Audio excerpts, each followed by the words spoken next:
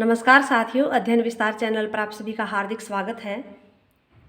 आज से हम शुरू कर रहे हैं आधुनिक हिंदी व्याकरण और रचना, डॉक्टर वासुदेव नंदन प्रसाद द्वारा लिखित। इस पुस्तक को मैं केवल पठन रूप में ही प्रस्तुत करूंगी। सबका साथ, सबका प्यार, सबका विकास के साथ शुरू कर रहे हैं। अध्याय 1, हिंदी भाषा।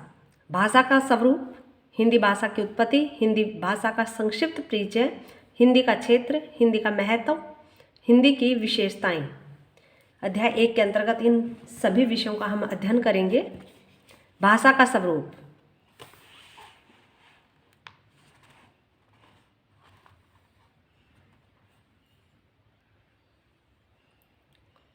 भाषा की परिभाषा। सामान्यतः भाषा मनुष्य की सार्थक व्यक्त वाणी को कहते हैं। भाषा शब्द संस्कृत के भाष धातु से बना है। इसका अर्थ वाणी को व्यक्त करना है। इसके द्वारा मनुष्य के भावों, विचारों और भावनाओं को व्यक्त किया जाता है। भाषा की परिभाषा देना एक कठिन कार्य है। फिर भी भाषा वैज्ञानिकों ने इसकी अनेक परिभाषाएं दी हैं, किंतु ये परिभाषाएं पूर्ण नहीं हैं। हर में कुछ न कुछ त्रुटि पाई जाती है। आचार्य देवेंद्र नाथ शर्मा ने भाषा की परिभाषा इस प्रकार बनाई है। उच्चरित ध्वनि संकेतों की सहायता से। आचार्य देवेंद्र नाथ शर्मा ने भाषा की परिभाषा क्या बताई है? उच्चरित ध्वनि संकेतों की सहायता से भाव या विचार की पूर्ण अभिव्यक्ति अथवा जिसकी सहायता से मनुष्य परस्पर विचार विनिमय का सहयोग करते हैं, उस यादृच्छिक रूढ़ ध्वनि संकेत की प्रणाली को भाषा कहते हैं। यहाँ 3 बातें विचारणीय है। पहली है भाषा ध्वनि संकेत है, वह यादृच्छिक है, वह रूढ़ है। दूसरा, सार्थक शब्दों के समूह या संकेत को भाषा कहते हैं। पहला, सार्थक शब्दों के संकेत को भाषा कहते हैं। यह संकेत स्पष्ट होना चाहिए। मनुष्य के जटिल मनोभावों को भाषा व्यक्त करती है, किंतु केवल संकेत भाषा नहीं। रेलगाड़ी का गार्ड हरी झंडी दिखाकर यह भाव व्यक्त करता है कि गाड़ी अब खुलने वाली है, किंतु भाषा में इस प्रकार के संकेत का महत्व नहीं है। सभी संकेतों को लोग ठीक ठाक समझ भी नहीं पाते। इनसे विचार ही सही व्यक्त हो पाते हैं। सारांश यह है कि भाषा को सार्थक और स्पष्ट होना चाहिए। भाषा यादृच्छिक संकेत है। यहाँ शब्द और अर्थ में कोई तर्कसंगत संबंध नहीं है। बिल्ली, कौवा, घोड़ा आदि को क्यों पुकारा जाता है, यह बात बताना कठिन है। इनकी ध्वनियों को समाज ने स्वीकार कर लिया है, इसके पीछे कोई तर्क नहीं है। यानी कि वासुदेव नंदन प्रसाद जी कहते हैं कि जो भाषा की जो ध्वनि है, जैसे बिल्ली, कुत्ता, इन सब को समाज ने स्वीकार कर लिया है। अगर कोई तर्क प्रस्तुत करना चाहे तो इसके पीछे कोई तर्क नहीं है। भाषा के ध्वनि संकेत रूढ़ होते हैं। परंपरा या युगों से इनके प्रयोग होते आए हैं। औरत, बालक, वृक्ष आदि शब्दों का लोग अनंत काल से प्रयोग करते आ रहे हैं। बच्चे, जवान, बूढ़े सभी इनका प्रयोग करते हैं। क्यों करते हैं, इसका कोई कारण नहीं है। यह प्रयोग तर्कहीन है। हिंदी भाषा के कुछ भाषा वैज्ञानिकों ने भाषा के निम्नलिखित लक्षण बताए हैं। पहला है, मनुष्य और मनुष्य के बीच वस्तुओं के विषय में अपनी इच्छा और मति का आदान प्रदान करने के लिए। हिंदी भाषा वैज्ञानिकों ने भाषा के निम्नलिखित लक्षण बताए हैं। मनुष्य और मनुष्य के बीच वस्तुओं के विषय में अपनी इच्छा और मति का आदान प्रदान करने के लिए व्यक्त ध्वनि संकेतों का जो व्यवहार होता है, उसे भाषा कहते हैं। मनुष्य और मनुष्य के बीच जो वस्तुओं के विषय में अपनी इच्छा और मति का आदान प्रदान करने के लिए व्यक्त ध्वनि संकेतों का जो व्यवहार होता है, उसे भाषा कहते हैं। डॉक्टर श्याम सुंदर दास ने कहा है, जिन ध्वनि चिन्हों द्वारा मनुष्य परस्पर विचार विनिमय करता है, उसको समष्टि रूप से भाषा कहते हैं। जिन ध्वनि चिन्हों द्वारा मनुष्य परस्पर विचार विनिमय करता है, ये किसने कहा है? डॉक्टर बाबूराम सक्सेना ने।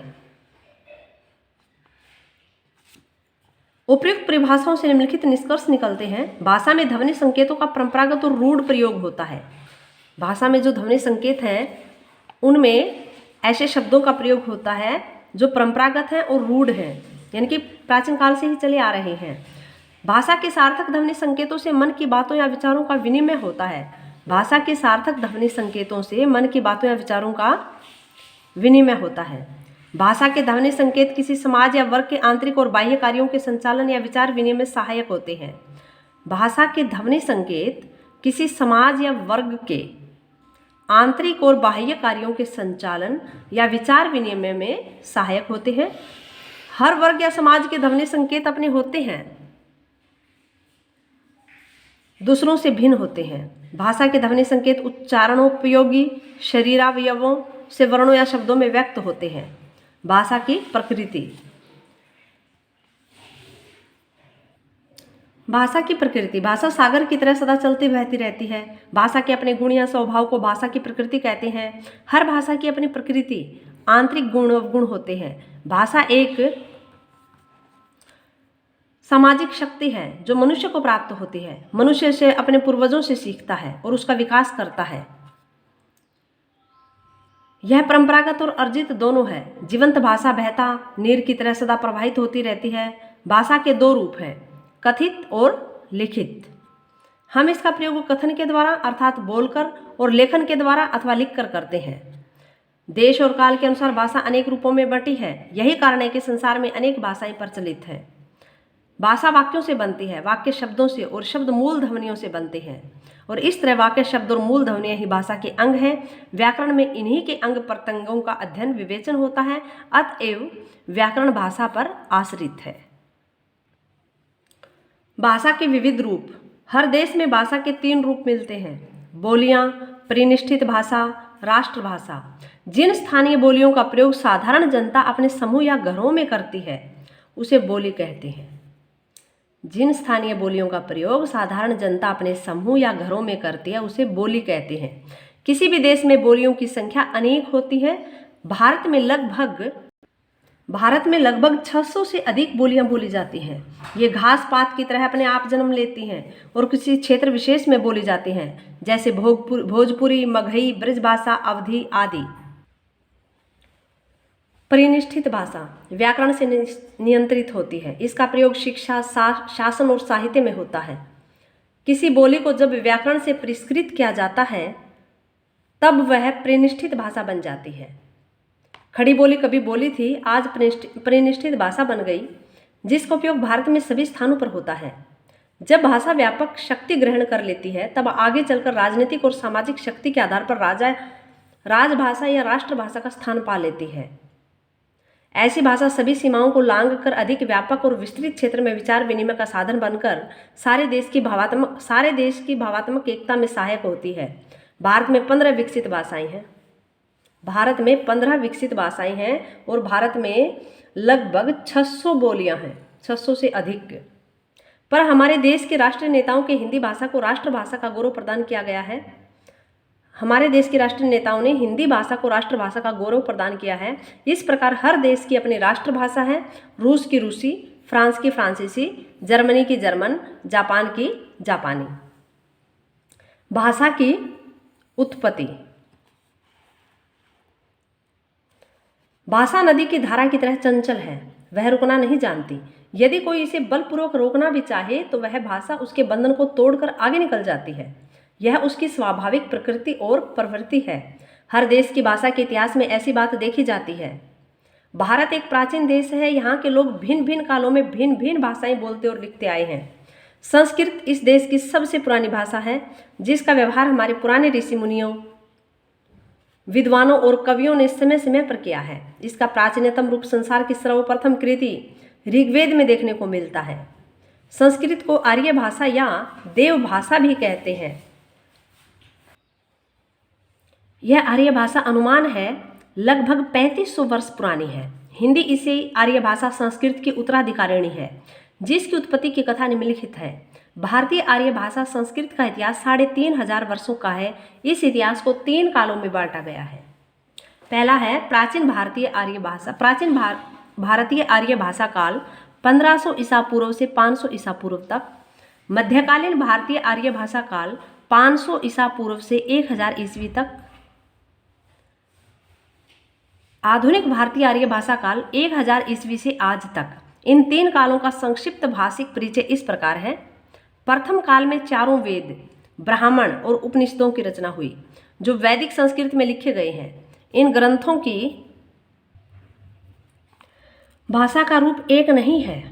भाषा का सबसे पुराना रूप ऋग्वेद संहिता में पाया जाता है। लोगों का कहना है कि वैदिक संस्कृत का सबसे पुराना रूप तब का है जब आर्य पंजाब के आसपास निवास करते थे। फिर आर्य आगे बढ़े इसी तरह वे पूर्व की ओर बढ़ते गए और वैदिक भाषा का क्रमशः विकास होता गया। यह बोलचाल ही नहीं साहित्यिक थी, विद्वानों और मनीषियों की थी। दर्शन ग्रंथों के अतिरिक्त संस्कृत का उपयोग साहित्य में भी हुआ है। इसे लौकिक संस्कृत कहते हैं। इसमें रामायण, महाभारत, नाटक, व्याकरण आदि लिखे हैं। लौकिक संस्कृत में कौन कौन से ग्रंथ लिखे हैं? रामायण, महाभारत, नाटक और व्याकरण इसी में लिखे हैं। पाणिनि और कात्यायन ने संस्कृत भाषा के बिगड़ते रूप का नवीन संस्कार किया तो उसे परिनिष्ठित किया और पंडितों के लिए मानक रूप प्रदान किया। विदेशी विद्वानों हार्नले, ग्रियर्सन तथा वेबर ने इस संस्कृत को बोलचाल की भाषा नहीं माना, किंतु डॉक्टर भांडारकर और डॉक्टर गुणे ने इस मत का खंडन किया है। सच तो यह है कि साहित्य की भाषा बोलचाल की भाषा से थोड़ी भिन्न होती है। इस दृष्टि से लौकिक संस्कृत भाषा बोलचाल की भाषा से निश्चय ही दूर थी, किंतु शिष्ट भाषा बोली से बिल्कुल अलग नहीं होती। दोनों का आदान प्रदान होता रहता है। प्रथम काल की प्राचीन भारतीय आर्य भाषा की कुछ भाषागत विशेषताएं इस प्रकार हैं। प्रथम काल की प्राचीन भारतीय आर्य भाषा की कुछ भाषागत विशेषताएं इस प्रकार हैं। भाषा योगात्मक थी। जो प्राचीन आर्य भाषा थी, प्राचीन भारतीय आर्य भाषा थी, वो योगात्मक थी। शब्दों में धातुओं का अर्थ प्राय सुरक्षित था। भाषा अपेक्षाकृत अधिक नियमबद्ध थी। प्रथम काल के प्राचीन भारतीय आर्य भाषा की कुछ भाषागत विशेषताएं। पहले यह भाषा योगात्मक थी। शब्दों में धातुओं का अर्थ प्राय सुरक्षित था। भाषा अपेक्षाकृत अधिक नियमबद्ध थी। भाषा संगीतात्मक थी। संगीतात्मक थी। 3 लिंग और 3 वचन थे। प्राचीन भारतीय आर्य भाषा के अंतर्गत 3 लिंग थे और 3 वचन थे। पदों का स्थान निश्चित नहीं था। शब्द भंडार में तत्सम शब्दों की संख्या अधिक थी। दक्षिण के अनेक द्रविड़ शब्दों का उपयोग होने लगा था। 500 ईस्वी से 1000 ईस्वी तक भारतीय आर्य भाषा एक नए युग में प्रवेश कर नई भाषा की सृष्टि में विकास करती रही। मूलतः इस काल में लोक भाषा का विकास हुआ। इस विकास के फलस्वरूप भाषा का जो रूप सामने आया उसे प्राकृत कहते हैं। वैदिक संस्कृत और लौकिक संस्कृत के काल में बोलचाल की जो भाषा दबी पड़ी थी, उसने अनुकूल समय पाकर सिर उठाया और उसी का प्राकृतिक विकास प्राकृत में हुआ। उस काल में यह प्राकृत 3 अवस्थाओं से होकर विकसित हुई। प्रथम अवस्था में 500 ईस्वी पूर्व से ईस्वी सन के आरंभ तक पाली और शिलालेखी प्राकृत सामने आई। दूसरी अवस्था में ईस्वी सन के आरंभ से 500 ईस्वी तक अनेक प्रकार की प्राकृतों का और तीसरी अवस्था में 500 ईस्वी से 1000 ईस्वी तक अपभ्रंशों का विकास हुआ था। पाली, प्राकृत, अपभ्रंश।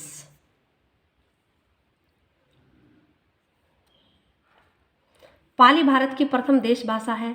इसे सबसे पुरानी प्राकृत भी कहते हैं। इसी भाषा में भगवान बुद्ध और उनके अनुयायियों ने जनसाधारण को उपदेश दिए थे। पाली में भगवान बुद्ध और उनके अनुयायियों ने उपदेश दिए थे। सिंहल या श्रीलंका के लोग पाली को मागधी कहते हैं, क्योंकि इस भाषा की सृष्टि मगध में हुई। इसमें तत्कालीन अनेक बोलियों के तत्व वर्तमान हैं। इसमें तद्भव शब्दों का प्रयोग अधिक हुआ है। पाली में पहली सदी से 500 ईस्वी तक उत्तर भारत के भिन्न भिन्न भागों में जिस भाषा का व्यवहार अधिक हुआ उसे प्राकृत भाषा कहते हैं। आचार्य हेमचंद्र इसे संस्कृत से निकली भाषा मानते हैं। सामान्य मत यह है कि वह भाषा जो असंस्कृत थी, बोलचाल की थी, पंडितों में प्रचलित नहीं थी, सहज ही बोली और समझी जाती थी, स्वभावतः प्राकृत कहलाई। भाषा विज्ञान ने प्राकृत के 5 प्रमुख भेद स्वीकार किए हैं: शोरसैनी, पैसाची, महाराष्ट्री, अर्धमागधी और मागधी। शोरसैनी प्राकृत मथुरा या शूरसेन जनपद के आसपास बोली जाती थी। यह मध्य देश की प्रमुख भाषा थी जिस पर संस्कृत का प्रभाव था। मध्य देश संस्कृत का मुख्य केंद्र था। बाद में यही हिंदी का मूल केंद्र या गढ़ बना। पैसाची प्राकृत उत्तर पश्चिम में कश्मीर के आसपास की भाषा थी। महाराष्ट्री प्राकृत का मूल स्थान महाराष्ट्र है। मराठी का विकास इसी से हुआ है। अर्धमागधी प्राकृत का क्षेत्र मागधी और शोरसैनी के बीच का है। यह प्राचीन कौशल के आसपास प्रचलित थी। इस भाषा का उपयोग अधिकतर जैन साहित्य में हुआ है। मागधी प्राकृत मगध के आसपास प्रचलित है। 1000 ईस्वी से भारतीय आर्य भाषा नए युग में प्रवेश करती है।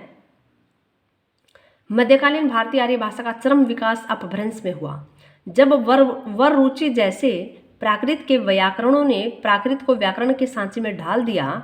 लोक भाषा ने परिनिष्ठित प्राकृतों के विरुद्ध विद्रोह किया। यह वस्तुतः पंडितों की भाषा पर जनता की भाषा की विजय थी, जो अपभ्रंशों में फलवती हुई। अपभ्रंश के अनेक नाम प्रचलित हैं। ग्रामीण भाषा, अपभ्रंश को ग्रामीण भाषा कहते हैं। देशी देश भाषा, अपभ्रंश, अवहंस, अवहथ, अवहठ, अवहठ या अवहट आदि। अपभ्रंश का अर्थ है बिगड़ा हुआ, गिरा हुआ या भ्रष्ट। ये नाम पंडितों द्वारा दिए गए थे, जिन्हें लोक भाषा सदा इसी रूप में दिखाई पड़ती रही है।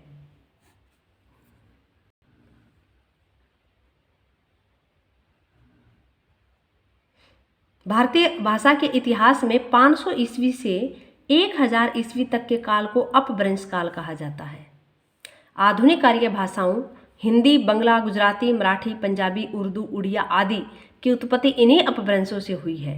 एक प्रकार से अपभ्रंश भाषाएं प्राकृत भाषाओं और आधुनिक भारतीय आर्य भाषाओं के बीच की कड़ी है। प्राकृत भाषाओं की तरह अपभ्रंश के प्रतिष्ठित रूप का विकास भी मध्य देश में ही हुआ था। इस पर एक अन्य रूपों का प्रभाव भी पड़ा है। हिंदी का जन्म इसी मध्य देश में संस्कृत, प्राकृत और अपभ्रंश के योग से हुआ है। हिंदी का जन्म कौन कौन सी भाषा के योग से हुआ है? संस्कृत, प्राकृत और अपभ्रंश के योग से हुआ है। संस्कृत, प्राकृत और अपभ्रंश के योग से हिंदी का जन्म हुआ है। उत्तर भारत में अपभ्रंश के 7 भेद या रूप प्रचलित हैं। अपभ्रंश के 7 भेद या रूप है, जिनसे आधुनिक आर्य भाषाओं का जन्म हुआ है। ये 7 प्रकार के अपभ्रंश इस प्रकार हैं, जिनके सामने उससे जन्मी आधुनिक भाषाओं के नामों का उल्लेख किया गया है। शोरशैनी अपभ्रंश। शोरशैनी अपभ्रंश पश्चिमी हिंदी, राजस्थानी, ब्रज भाषा, खड़ी बोली। शोरशैनी अपभ्रंश से कौन कौन सी आधुनिक भारतीय भाषाओं ने जन्म लिया है? एक तो पश्चिमी हिंदी ने, एक राजस्थानी, ब्रज भाषा और खड़ी बोली। ये सभी शोरशैनी अपभ्रंश से विकसित हुई है। पैसाची अपभ्रंश से लहंदा और पंजाबी। पैसाची से लहंदा, पंजाबी। ब्राचड़ से सिंधी। ब्राचड़ से कौन सी भाषा? सिंधी। खस, खस से पहाड़ी, कुमाऊनी, गढ़वाली। महाराष्ट्री अपभ्रंश मराठी। अर्धमागधी अपभ्रंश पूर्वी हिंदी, अवधी, बघेली, छत्तीसगढ़ी। पूर्वी हिंदी, अर्धमागधी से पूर्वी हिंदी और पूर्वी हिंदी से अवधी, बघेली और छत्तीसगढ़ी यानी ABC। मागधी अपभ्रंश बिहारी, बंगला, उड़िया, असमिया। बिहारी का बंगला, उड़ा, असमिया में। मागधी अपभ्रंश बिहारी, बंगाली, उड़िया, असमिया। कोई भी आप ट्रिक बना के इसको याद कर सकते हैं। अपभ्रंश में लगभग वे ही ध्वनियां थी जिनका प्रयोग प्राकृत में होता था। स्वरों का अनुनासिक रूप संस्कृत, पाली और प्राकृत जैसा ही था। कुछ बातों में समानताएं रहते हुए भी अपभ्रंश संस्कृत और प्राकृत से बहुत दूर तक चली गई और प्राचीन की अपेक्षा आधुनिक भारतीय भाषाओं के काफी नजदीक चली आई। भाषा अधिक सरल हो गई। संस्कृत, पाली तथा प्राकृत संयोगात्मक भाषाएं थी। संस्कृत, पाली तथा प्राकृत तीनों संयोगात्मक भाषाएं थी, किंतु अपभ्रंश भाषा वियोगात्मक हो गई है। ये बहुत ही इंपॉर्टेंट क्वेश्चन है। संस्कृत, पाली, प्राकृत संयोगात्मक भाषाएं थी, किंतु अपभ्रंश भाषा वियोगात्मक हो गई है। संज्ञा सर्वनाम से संयोगात्मक भाषाओं में विभक्तियां साथ लगती थी, किंतु अपभ्रंश में इनको संयोगात्मक क्यों कहा गया था? क्योंकि जो संज्ञा और सर्वनाम के संयोग से जो भाषा में विभक्तियां लगती थी ना, वो साथ में लगती थी, किंतु अपभ्रंश में अलग से लगने लगी, इसलिए इसको वियोगात्मक भाषा कहा गया। हिंदी में अपभ्रंश की सारी प्रवृत्तियां चली आई।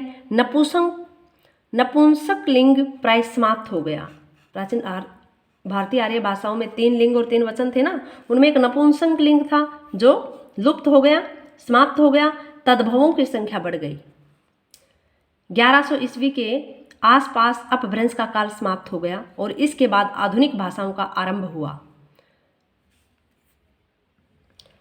14वीं शताब्दी से आधुनिक भाषाओं का स्पष्ट रूप सामने आया। कुछ समय तक अपभ्रंश की प्रवृत्तियां आधुनिक भाषाओं में मिली जुली रही, फिर धीरे धीरे कम होती गई। भाषा परिवर्तन के इस क्रांति काल में संदेश राशक, प्राकृत पेंगलम, उक्ति व्यक्ति प्रकरण, वर्ण रत्नाकर, कीर्तिलता तथा ज्ञानेश्वरी जैसे कुछ ग्रंथों की रचना हुई थी। जब ये भाषा परिवर्तन हुआ, अपभ्रंश भाषा बढ़ती गई, तो उस समय में कौन कौन से ग्रंथों की रचना हुई थी? एक तो संदेश राशक, प्राकृत पेंगलम, उक्ति व्यक्ति प्रकरण, वर्ण रत्नाकर, कीर्तिलता, ज्ञानेश्वरी जैसे कुछ ग्रंथों की रचना हुई, जिनके अध्ययन से अपभ्रंश से प्रभावित पुरानी हिंदी के कुछ रूप देखे जा सकते हैं। इस काल की भाषा को कुछ लोगों ने अवहट नाम से पुकारा है। इस काल के कवि ज्योतिरीश्वर ठाकुर, विद्यापति और वंशीधर ने तत्कालीन भाषा को अवहट की संज्ञा दी है। अवहट की संज्ञा किसने दी है? ज्योतिरीश्वर ठाकुर, विद्यापति और वंशीधर ने। अवहट अपभ्रंश का ही एक विकृत रूप है। सच पूछा जाए तो क्रांति काल में जिस नई भाषा की सृष्टि हो रही थी, उसे पुरानी हिंदी, पुरानी बंगला, पुरानी जूनी गुजराती आदि कहना ही उचित होगा। 1000 ईस्वी के लगभग हिंदी अन्य आधुनिक भारतीय भाषाओं की तरह अपने अस्तित्व में आ चुकी थी। भाषा के रूप में हिंदी की प्रकृति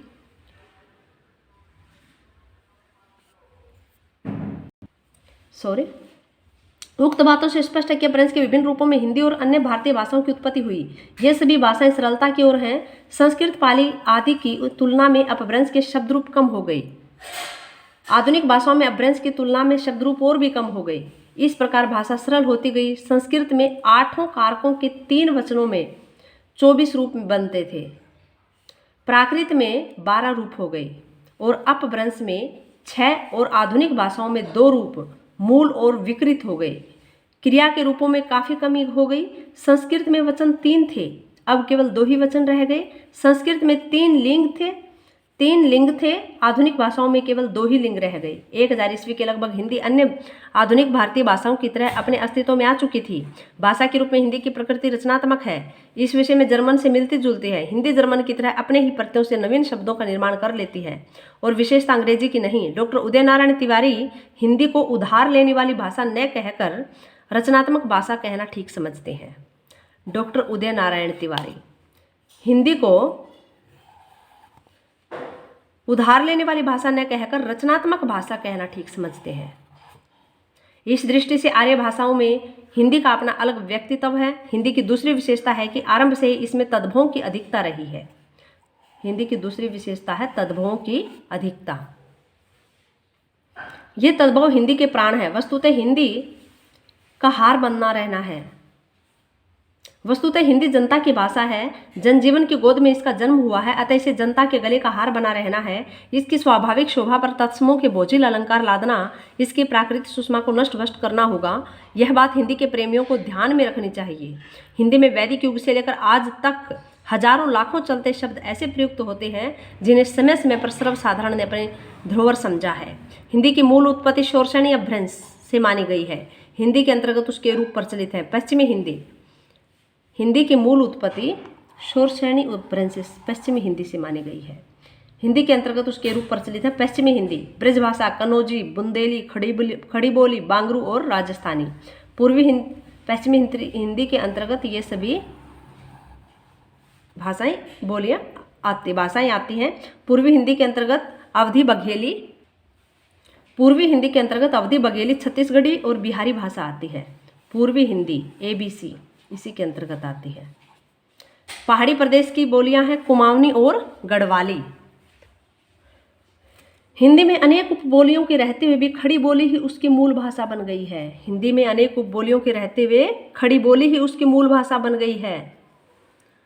खड़ी बोली हिंदी की मूल भाषा कौन सी बोली बन गई? खड़ी बोली, जो पिछले 200 वर्षों से विकसित होती रही। इसकी समृद्धि में इसकी सभी बोलियां योगदान करती रही हैं और इस प्रकार यह देश के कोने कोने में फैलती गई। जॉन बीम्स ने आधुनिक आर्य भाषाओं में हिंदी को सर्वाधिक महत्व दिया है। जॉन बीम्स ने, उन्होंने अंतर्वेद यानी कि मध्य प्रदेश, अंतर्वेद किसको कहा गया? मध्य प्रदेश को हिंदी का मुख्य क्षेत्र बताते हुए लिखा है। किसने? जॉन बीम्स ने, कि यूँ तो हिंदी की अनेक बोलियां हैं, किंतु उसका एक सर्वमान्य व्यापक रूप भी है जिसका विकास दिल्ली के आसपास के क्षेत्र में हुआ था। यूँ तो हिंदी की अनेक बोलियां हैं, किंतु उसका एक सर्वमान्य व्यापक रूप भी है। किसने कहा? जॉन बीम्स ने, जिसका विकास दिल्ली के आसपास के क्षेत्र में हुआ था और जो सर्वत्र शिक्षितों के द्वारा एक रूप से खड़ी बोली और समझी जाती है। बीम्स महोदय ने हिंदी के महत्व को प्रतिपादित करते हुए यह भी लिखा है कि हिंदी संस्कृत की वास्तविक उत्तराधिकारिणी है। जॉन बीम्स ने ही कहा है कि जो हिंदी है वो संस्कृत की वास्तविक उत्तराधिकारिणी है और आधुनिक युग में इसका अन्यान्य भाषाओं में वही स्थान है जो प्राचीन काल में संस्कृत का था। हिंदी भाषा का संक्षिप्त परिचय। हिंदी का नामकरण। हिंदी, हिंदू और हिंदुस्तान ये शब्द संस्कृत के नहीं फारसी के हैं। हिंदी, हिंदू, हिंदुस्तान पूछ लिया जाए कि ये कौन सी भाषा के शब्द हैं, ये है फारसी के। हिंदी शब्द भी फारसी का है, हिंदू और हिंदुस्तान तीनों शब्द फारसी के हैं। हिंदी भाषा का जन्म उत्तर भारत में हुआ, पर उसका नामकरण ईरानियों और भारत के मुसलमानों ने किया था। हिंदी भाषा का जन्म उत्तर भारत में हुआ था, उसका नामकरण ईरानियों और भारत के मुसलमानों ने किया। यह बात कुछ ऐसी ही है कि बच्चा अपने घर जन्मे और उसका नामकरण हमारे पड़ोसी करें, यानी कि हिंदी भाषा का जो नामकरण है वो ईरानियों और भारत के मुसलमानों ने किया। वस्तुतः हिंदी किसी संप्रदाय या धर्म की भाषा नहीं है, इस पर सबका समान अधिकार है। हिंदी नामकरण की एक बड़ी ही दिलचस्प कथा है, उसका विवरण इस प्रकार है। 8वीं सदी से आज तक हिंदी को 3 अर्थों में ग्रहण किया गया है। 8वीं सदी से आज तक हिंदी को 3 अर्थों में ग्रहण किया गया है, व्यापक अर्थ में, सामान्य अर्थ में और विशिष्ट अर्थ में। जब तक मुसलमान भारत में नहीं आए तब तक हिंदी शब्द का प्रयोग व्यापक अर्थ में होता था। व्यापक अर्थ में हिंदी हिंद या भारत से संबंध किसी भी व्यक्ति, वस्तु तथा हिंद या भारत में बोली जाने वाली किसी भी आर्य, द्रविड़ या अन्य भारतीय भाषाओं के लिए प्रयुक्त होती थी। ईरानियों की प्राचीनतम धर्म पुस्तक अवेस्ता में हिंदी, हिंदू आदि शब्द मिलते हैं। मध्यकालीन ईरान में हिंदू में इक विशेषण प्रत्यय लगाकर हिंदी, फिर हिंदी शब्द बना है। कालांतर में अंतिम व्यंजन लुप्त हो गया और हिंदी शब्द हिंद के विशेषण रूप में प्रचलित हुआ। प्रारंभ में हिंदी शब्द देशबोधक था। कुछ लोग हिंदी का संबंध सिंधी से जोड़ते हैं क्योंकि ईरानी लोग स का उच्चारण ह की तरह करते थे। 8वीं सदी तक ईरानियों द्वारा हिंदी शब्द का ऐसा ही प्रयोग होता था। ईरान से ही हिंद और हिंदी शब्द अरब, मिस्र, सीरिया तथा अन्य देशों को प्राप्त हुए हैं, किंतु इस प्राचीन व्यापक अर्थ में हिंदी शब्द का प्रयोग अब नहीं होता। भारतीय संविधान ने इस शब्द का ग्रहण भारतीय संघ की राजभाषा के रूप में किया है। भारतीय संघ की राजभाषा। भारत के प्राचीन ग्रंथों में हिंदी, हिंद और हिंदू शब्दों का प्रयोग नहीं मिलता भाषा के सामान्य अर्थ में। ज़बान-ए हिंदी शब्द का प्रयोग मध्यकालीन फारसी और अरबी साहित्य में मिलता है। 6ठी शताब्दी के बादशाह नौशेरवां के राजकवि ने पंचतंत्र की भाषा को ज़बान-ए हिंदी की संज्ञा दी है। पंचतंत्र की भाषा को किसने दी है ज़बान-ए हिंदी की संज्ञा? 6ठी शताब्दी के बादशाह नौशेरवां के राजकवि ने पंचतंत्र की भाषा को ज़बान-ए हिंदी की संज्ञा दी है। हिंदी का प्रयोग भारत की समस्त भाषाओं संस्कृत, पाली, प्राकृत, अपभ्रंश के लिए हुआ है। स्पष्ट है कि हिंदी शब्द का प्रयोग देश के बाहर 2 अर्थों में हुआ, एक देश के अर्थ में और दूसरा भारतीय भाषाओं के अर्थ में। आज ये दोनों अर्थ पुराने पड़ चुके हैं और अपना महत्व खो चुके हैं। भाषा के अर्थ में हिंदी शब्द का प्रयोग संस्कृत, प्राकृत, अपभ्रंश आदि किसी प्राचीन भारतीय आर्य भाषा में नहीं हुआ है। मध्य युग में भारतीय परंपरा के कवियों ने प्राचीन भाषाओं की तुलना में अपनी कविता की भाषा को प्राय भाषा या भाखा नाम से भी पुकारा है। कबीर कहते हैं, संस्कृत है कूप जल, भाषा बहता नीर। तुलसीदास ने कहा, का भाषा का संस्कृत, प्रेम चाहिए सांच। किंतु मुस्लिम परंपरा के कवियों और विद्वानों ने उत्तर भारत की मध्यकालीन जनभाषा को प्राय हिंदवी शब्दों से संबोधित किया। 13वीं सदी में भारत के फारसी कवि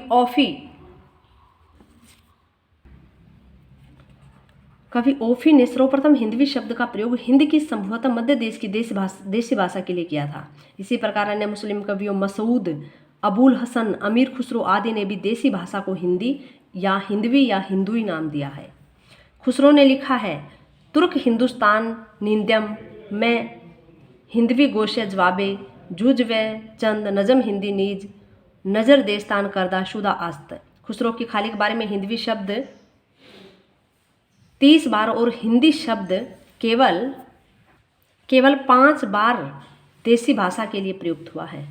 हिंदवी शब्द 30 बार और हिंदी शब्द केवल 5 बार प्रयुक्त हुआ है खुसरो की खाली के बारे में। 16वीं सदी के मुस्लिम कवि जायसी ने भी हिंदी का प्रयोग किया है।